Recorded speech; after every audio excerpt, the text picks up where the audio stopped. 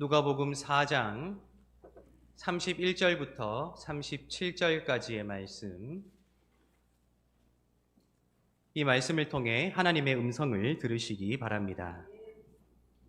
갈릴리의 가버나움 동네에 내려오사 안식일에 가르치심에 그들이 그 가르치심에 놀라니 이는 그 말씀이 권위가 있음이러라. 회당에 더러운 귀신 들린 사람이 있어 크게 소리질러 이르되 아 나사렛 예수여, 우리가 당신과 무슨 상관이 있나이까? 우리를 멸하러 왔나이까? 나는 당신이 누구인 줄 아노니 하나님의 거룩한 자니이다. 예수께서 꾸짖어 이르시되 잠잠하고 그 사람에게서 나오라 하시니 귀신이 그 사람을 무리 중에 넘어뜨리고 나오되 그 사람은 상하지 아니한지라. 다 놀라 서로 말하여 이르되 이 어떠한 말씀인고? 권위와 능력으로 더러운 귀신을 명함에 나가는도다 하더라. 이에 예수의 소문이 그 근처 사방에 퍼지니라. 아멘. 우리에게 말씀으로 함께 하시는 하나님, 또 친히 우리에게 말씀하시는 그 하나님의 사랑을 의지하여 날마다 말씀이 우리 삶을 채워나가고 말씀이 이끄시는 대로 우리의 삶을 주님 앞에 드리며 살아가게 되시기를 예수님의 이름으로 축복합니다. 성경이 우리에게 증언하고 있는 바, 하나님은 지금까지 단 한 번도 쉬지 않으시고 우리 가운데 역사하시고 일하시는 분이시라는 사실을 여러분들은 믿으시는지요? 하나님의 놀라운 계획하심과 하나님의 일하심이 어쩌면 인류의 이 짧은 역사 가운데 단 한순간도 쉬지 아니하고 우리를 간섭하시고 인도하셨을 텐데, 놀랍게도 성경은 그렇게 하나님께서 일하시는 분이시며 섭리하는 분이시되 그분께서 생각하는 방법과 그분께서 생각하는 상식과 그분께서 생각하고 계시는 그분만의 계획대로만 행동하는 분이 아니라는 사실을 이 성경이 우리에게 증언하고 있습니다. 즉, 하나님께서는 우리 인간에게 친히 역사하시되 우리가 이해할 수 있는 방법으로, 우리가 이해할 수 있는 상식의 범위 내에서 우리가 수용할 수 있는 방식으로 하나님께서 일하신다는 사실을 성경이 일관되이 증언하고 있다는 것입니다. 마치 영유아기에 있는 자녀들에게 대학 수학을 가르치지 않듯이 말입니다. 우리 인류의 역사가 처했던 그 다양한 그 시간들 속에 그 시대에 걸맞는 방식으로 그 시대의 사람들이 하나님을 바라볼 수 있고 하나님을 소망할 수 있는 방식에 맞추어 주신 그 하나님에 대해서 성경이 일관되이 증언하고 있다는 것입니다. 이것을 다른 말로 표현하자면 하나님의 겸손이요, 하나님의 희생이자 하나님의 사랑이라 할 수 있을 것입니다. 온 우주를 지으신 하나님, 온 우주에 충만하신 하나님께서 스스로 낮추셔서 우리 인간의 수준에 맞추어 주셨다는 것이 얼마나 놀라운 일인지요. 아이들에게 1 더하기 1은 2라는 것을 가르치는 부모는 대부분 전문대 이상의 높은 수준의 지식을 가지고 있을 텐데도 가능한 쉽게 가르치려고 익살맞은 표정으로 1 더하기 1은 2란다 하듯이 말입니다. 어쩌면 성경은 그렇게 하나님께서 우리를 위해 일하셨고 우리가 이해할 수 있는 방식으로 스스로를 낮추셨으며 그렇게 우리를 위해 스스로를 희생하셨다는 사실을 계속해서 말해주고 있다는 것이지요. 한 가지 예를 들어 볼까요? 여러분, 우리가 성경을 읽다 보면 참 우리를 힘들게 하는 많은 책들을 만나게 됩니다. 그 중에 레위기라는 책을 여러분들 읽어보셨는지요? 하나님께 어떻게 제사해야 하는가, 어떻게 거룩한 삶을 살아야 하는가 하는 크게 두 가지 부분으로 구성되어 있는 레위기일 텐데, 레위기를 읽을 때마다 여러분들 마음이 불편하지 않으신가요? 왜 불편하던가요? 레위기에 기록된 제사에 관한 방식들이 우리의 현실에는 전혀 맞지 않기 때문입니다. 우리는 예배를 드리고 있을 뿐이지 제사를 하지는 않지요. 나 자신을 헌신할 뿐이지 제물을 잡지는 않는다는 것입니다. 짐승을 잡아 태워드리지 않는다는 것이죠. 그렇기에 많은 사람들이 성경을 읽으며 레위기를 읽을 때 그냥 그런가 보다 하고 빨리 지나치기를 원하는 책이 바로 그 레위기가 되어버렸다라는 것입니다. 그런데 레위기에는 놀라운 하나님의 사랑이 숨겨져 있지요. 여러분, 레위기에서 명령하고 있는 제사, 또 그 제사 때 드려야 하는 제물의 종류가 어떤 것들이라고 생각하시는지요? 잘 생각해 보면 우리 인간이 손쉽게 차릴 수 있는 밥상을 하나님께 드리길 원하세요. 우리가 쉽게 구할 수 없는 재료로, 우리가 범접할 수 없는 내용물로, 우리가 너무 부담스럽게 구해야만 하는 그러한 재료로 하나님께 제사 드리기를 원하시지 아니하시고, 인간이라면, 그 당시 사람이라면 누구나 보편적으로 먹을 수 있는 그 밥상의 내용이 고스란히 하나님께 드려진다는 것입니다. 어쩌면 하나님의 기준에서 그 제물이 하나님께 얼마나 보탬이 되겠습니까? 그러나 하나님은 그 당시를 살았던 사람들이 보편적으로 신에 대해서 탐구해왔던, 신을 섬겨왔던 그 방식으로 하나님을 섬기기를 원하셨다는 것이죠. 그 수준에 맞추어 주셨다는 거예요. 그런데 그 사랑이 얼마나 섬세한지요? 상대적으로 부자들이 드려야 하는 제물이 있고, 상대적으로 가난한 자들이 드릴 수 있는 제물을 또 친히 설명해 주신다 하는 것입니다. 어쩌면 그렇게 성경은 우리에게 항상 말하고 있는지도 모르겠습니다. 하나님은 일하시는 분이시다, 역사하시는 분이시다, 하나님은 능력이 있으신 분이시다. 그러나 능력이 있으셔서 일하시고 역사하시는 그 하나님께서 역사하시는 그 방식은 철저히 우리에게 맞추어진 하나님의 겸손의 방식이요, 하나님의 사랑의 방식이요, 하나님의 희생의 방식이라는 사실을 날마다 우리에게 깨닫게 하기 위하여 반복적으로 그것을 일관되이 기록하고 있는 책이 바로 우리가 가진 이 성경이라는 것입니다. 그런 관점에서 오늘 우리가 읽은 누가복음 4장의 말씀을 한번 생각해 보면 좋겠습니다. 우리가 읽은 31절부터 37절까지의 말씀에는 우리에게 굉장히 잘 알려진 이야기가 기록되어 있습니다. 예수께서 가르치시고 기적을 베푸시고 사람들에게 칭송을 받게 되었더라라는 복음서에서 너무 손쉽게 자주 만나게 되는 그러한 패턴이 오늘 우리가 읽은 31절부터 37절에도 그대로 기록되어 있다는 것입니다. 그런데 복음서마다 왜 이런 동일한 패턴으로 예수께서 행하신 일들을 기록하고 있을까요? 그 당시를 살았던, 예수의 시대를 살았던 유대인들이 원했던 하나님의 일하심의 방식이었기 때문이라는 것입니다. 예수 시대를 잘 생각해 보십시오. 우리에게는 유일한 그리스도 메시아 누구십니까? 예수시지요. 그런데 그 당시를 살았던 수많은 유대인들은 자칭 메시아를 수도 없이 만나왔단 말이에요.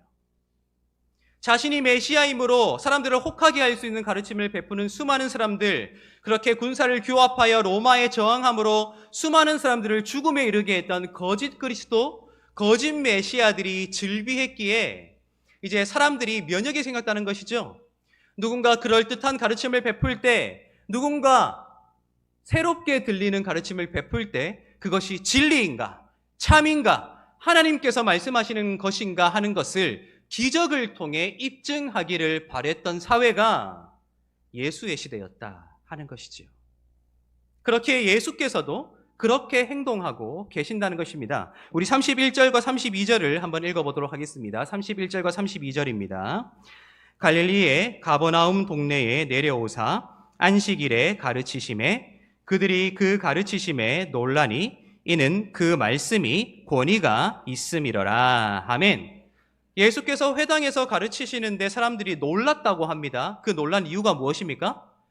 그 가르침 자체만으로도, 그 말씀만으로도 굉장히 권위 있는 말씀이었기 때문이다라고 기록하고 있다는 것입니다. 많은 사람들이 놀랬을 것입니다. 혹했을 것입니다. 많은 사람들이 마음이 열릴까 말까 지금 그 기로에 서 있는 것입니다. 이 사람이 어떻게 이런 가르침을 베풀 수 있을까? 어떻게 저런 지혜가 가능할까? 많은 사람들이 이제 의구심을 품기 시작하는 것이지요. 그런데 그 순간 예수의 눈에, 그 회당에 있었던 모든 사람들의 눈에 한 사람이 들어오기 시작하는 것입니다. 그가 누구입니까? 바로 귀신 들린 자라고 기록하고 있지요. 우리 33절부터 35절을 읽어보도록 하겠습니다. 33절부터 35절입니다. 회당에 더러운 귀신 들린 사람이 있어 크게 소리질러 이르되 아 나사렛 예수여 우리가 당신과 무슨 상관이 있나이까? 우리를 멸하러 왔나이까? 나는 당신이 누구인 줄 아노니 하나님의 거룩한 자니이다. 예수께서 꾸짖어 이르시되 잠잠하고 그 사람에게서 나오라 하시니 귀신이 그 사람을 무리 중에 넘어뜨리고 나오되 그 사람은 상하지 아니한지라. 아멘.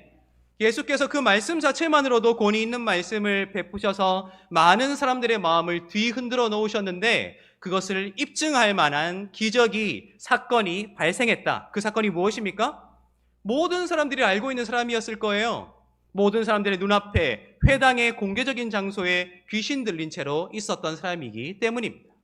놀랍게도 예수께서 그 사람으로부터 귀신을 축출하여 주시고 그 사람이 넘어졌음에도 불구하고 그가 다치지 않고 성한 몸으로 다시 살게 되었으니 그 말씀만으로도 권위 있다 놀랐던 사람들이 얼마나 더 놀라게 되었을까요? 그래서 그 사람들이 반응이 어떻게 되었다고 기록하고 있습니까? 우리 36절과 37절을 읽어보도록 하겠습니다.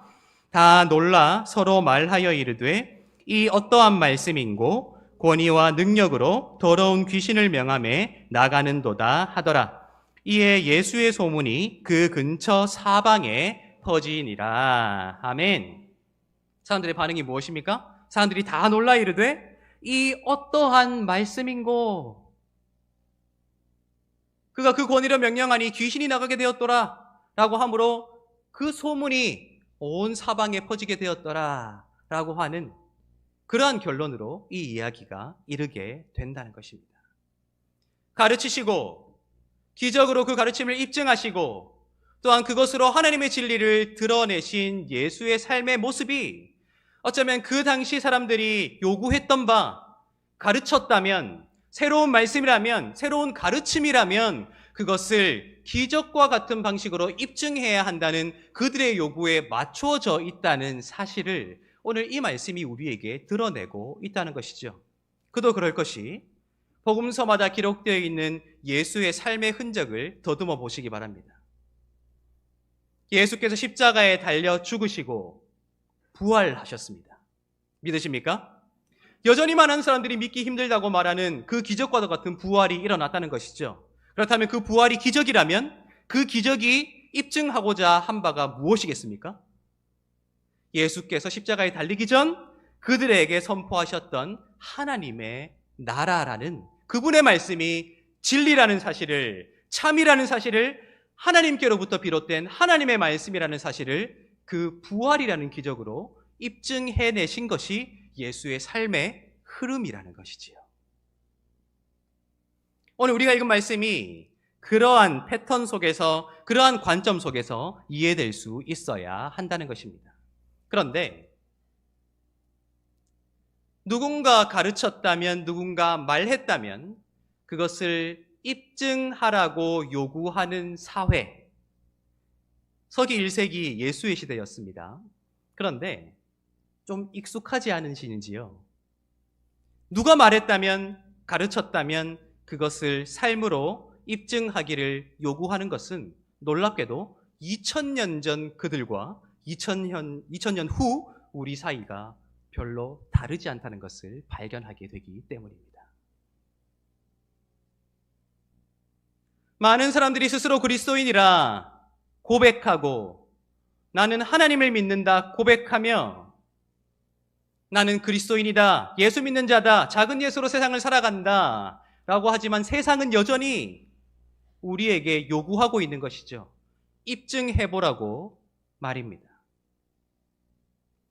어쩌면 2000년 전이나 지금이나 우리의 삶이 우리가 믿는다고 고백하는 바, 우리의 입술을 통하여 선포되어지는 바를 입증하기를 바란다는 점에서 2000년 전 그들의 요구를 들어주셨던, 그들의 요구에 따라 행동하셨던 예수의 삶은 어쩌면 이 시대에 여전히 우리에게도 주어진 사명이 아닐까 하는 생각을 해보게 된다는 것입니다. 예수가 그들의 요구에 따라 선포하시고 가르치시고 그것을 입증하는 삶을 사셨다면 그것이 결국 십자가 위에서 또한 부활하시는 사건을 통해서 드러나게 되었다면 우리 역시 그 예수를 믿는 자로서 그러한 삶을 살아가야 한다는 것이지요. 그런데 애석하게도 우리 믿음의 현실이 그렇게 아름답지 않다는 것도 우리는 알고 있습니다.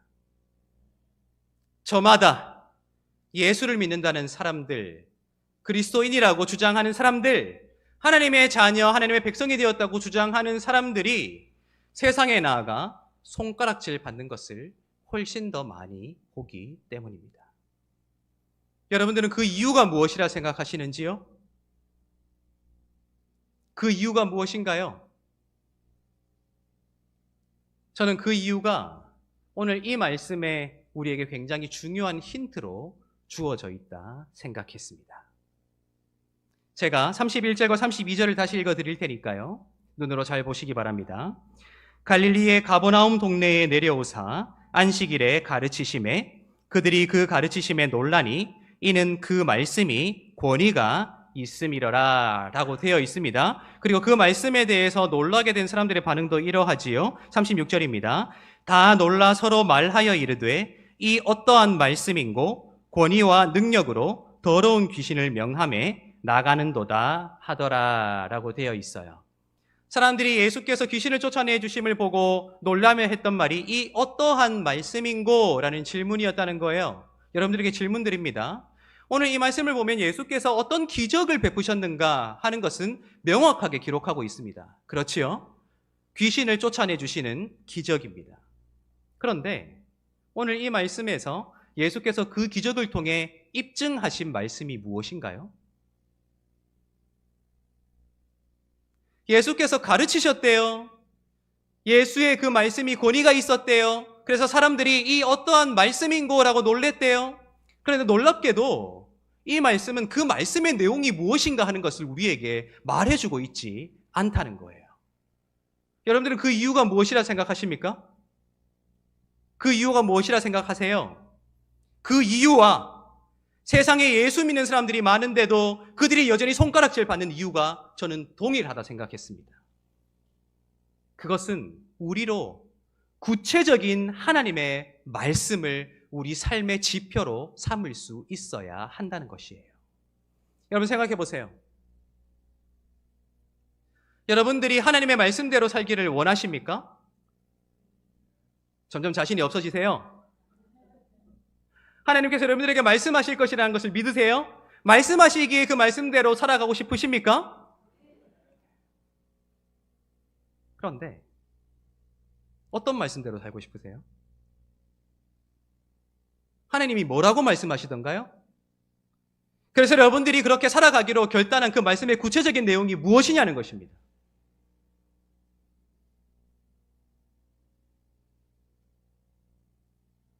하나님께서 말씀하신다는 그 고백, 내가 하나님의 말씀대로 살아가겠다는 그 결단이 전혀 구체적이지 않다는 거예요. 그저 뭉뚱그려 하나님의 말씀이래요. 무슨 말씀? 어느 책 몇 장 몇 절? 하나님이 내게 말씀하신 그 말씀이 내 마음속에 새겨져 있다. 하나님의 말씀이 내 길의 등이요 내 길의 빛이니이다. 어떤 말씀이요?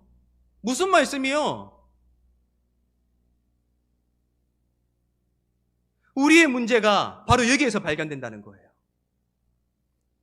스스로 하나님의 말씀을 듣고 있노라, 하나님의 말씀을 받았노라, 하나님의 말씀대로 살아가겠노라 결단하는 사람들이 생각하는 그 말씀이 뭉뚱그려져 있다는 거예요. 추상적이라는 거예요. 모호하다는 거예요. 그러니까 삶의 표대를 잃어버린 거예요. 예수께서 가르치시고 그 가르침을 입증하기 위하여 기적을 베푸셨는데 내가 믿는다는 그 믿음이, 내가 받았다는 그 말씀이, 내가 그렇게 살아가기로 결단했다는 그 말씀이 구체적이지 않으니 내 삶으로 입증이 될 수가 없는 거예요. 뭘 입증하겠다는 겁니까? 무엇을요?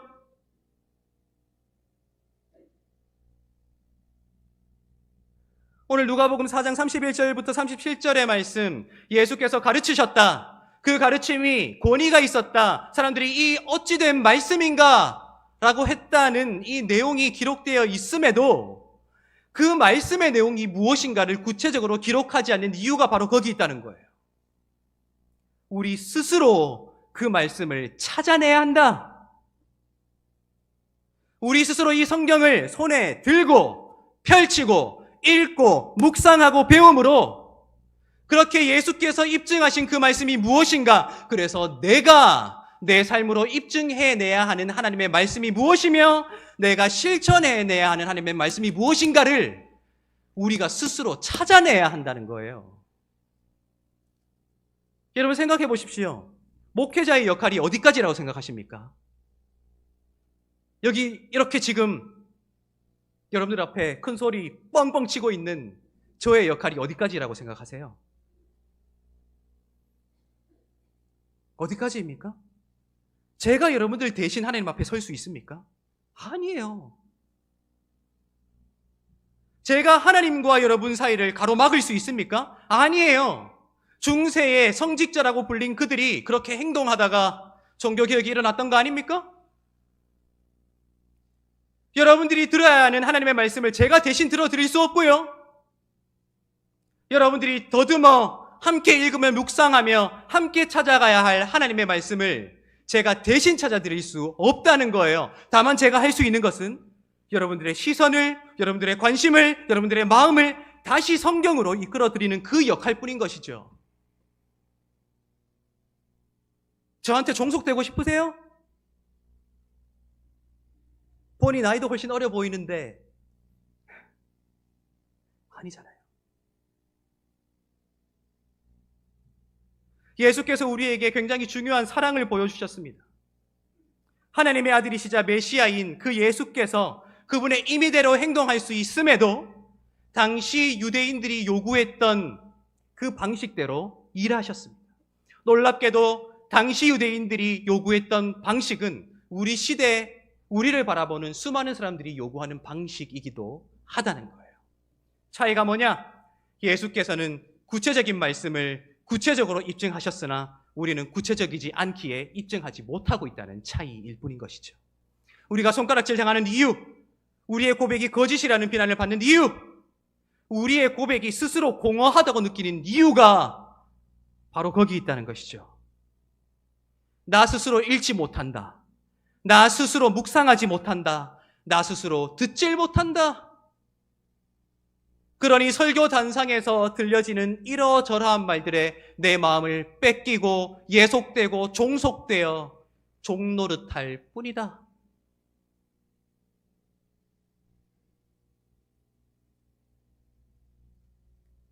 여러분, 저와 여러분들은 다른 삶을 살아가고 있습니다. 저는 이제 피하고 싶어도 피할 길이 없어요. 매일매일 설교를 해야 하는 그 삶에 처해져 있는 사람입니다. 그렇죠? 여러분들은 그렇지는 않아요. 그렇죠? 여러분들의 생업을 감당하셔야 되고 일상의 삶을 사셔야 돼요. 저와 여러분들의 삶은 완전히 다른 성격의 삶이라고 할 수도 있겠지요. 그러나 저와 여러분들에게 동일하게 맡겨진 사명이 있어요. 그게 뭔지 아십니까? 뭔지 아세요?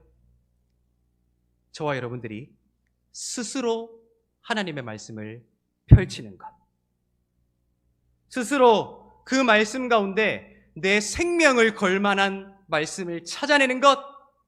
그 말씀 가운데 내 운명을 걸고 나의 모든 것을 걸고 내가 반드시 이 말씀만큼은 하나님 앞에서 부끄러움 없이 행해드리겠다 결단할 수 있는 나의 말씀을, 나를 향한 하나님의 말씀을 내가 반드시 찾아내야 한다는 그 사명은 저와 여러분들에게 동일하게 주어져 있다는 거예요. 그 사명을 다른 사람에게 미루지 마십시오. 외면하지 마십시오. 멀리하지 마십시오.